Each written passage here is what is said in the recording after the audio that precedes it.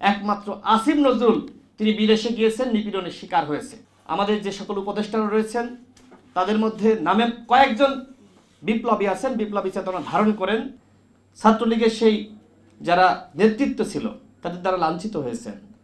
যাকে রাজাকারের বাচ্চা বলা হয়েছিল সেই আসিফ নজরুল স্যার, তাকে নিয়ে এখন বিতর্ক সৃষ্টি করা হচ্ছে। তিনি দেখেন এই যে অভ্যুত্থান, এই পুরোটা সময় যিনি রাজপথে ছিলেন, যিনি লড়াই করেছেন, ছাত্রদেরকে সাহস জুগিয়েছেন, ছাত্রদের হাতে হাত রেখে মিছিল করেছেন, তাকে নিয়ে বিতর্ক করছে। কোনো স্পষ্ট প্রমাণ নাই, তথ্য নাই, আজকে বিতর্ক শুরু হয়ে গেছে।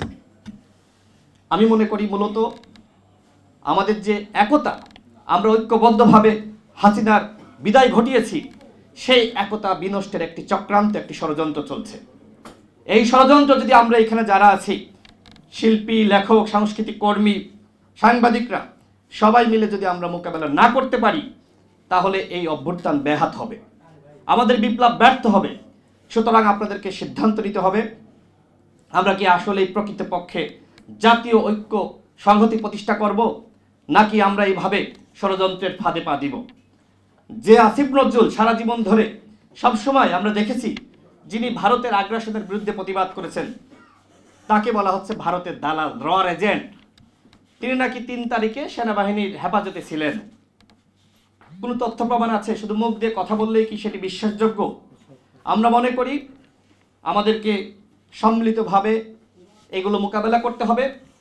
আমাদের যে সকল উপদেষ্টারা রয়েছেন তাদের মধ্যে নামে কয়েকজন বিপ্লবী আছেন, বিপ্লবী চেতনা ধারণ করেন, তার মধ্যে অন্যতম আসিফ নজরুল স্যার।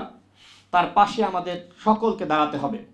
তাকে আজকে যদি সরিয়ে দেওয়া হয়, বিতর্কিত করা হয়, তাহলে বিজয়ী হবে কারা? ওই স্বৈরাচার পেতাত্তা হাসিনার দশররা। অন্য কোনো উপদেষ্টা বিদেশে গিয়েছে এইভাবে নিপীড়নের শিকার হননি। একমাত্র আসিফ নজরুল তিনি বিদেশে গিয়েছেন, নিপীড়নের শিকার হয়েছে। এইখান থেকে বুঝতে হবে যে তার উপর আওয়ামী লীগের কত বড় আক্রোশ, কত বড় ক্ষোভ। আওয়ামী লীগ, শেখ হাসিনা মনে করে যে আসিফ নজরুল ছাত্রদেরকে উস্কানি দিয়েছে।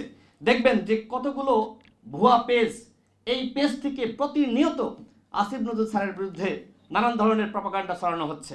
আর সেগুলোতে আমাদের অনেকে, সাধারণ মানুষ বুঝে বা না বুঝে, তথ্য প্রমাণ না পেয়েও অনেকে বিশ্বাস করছে।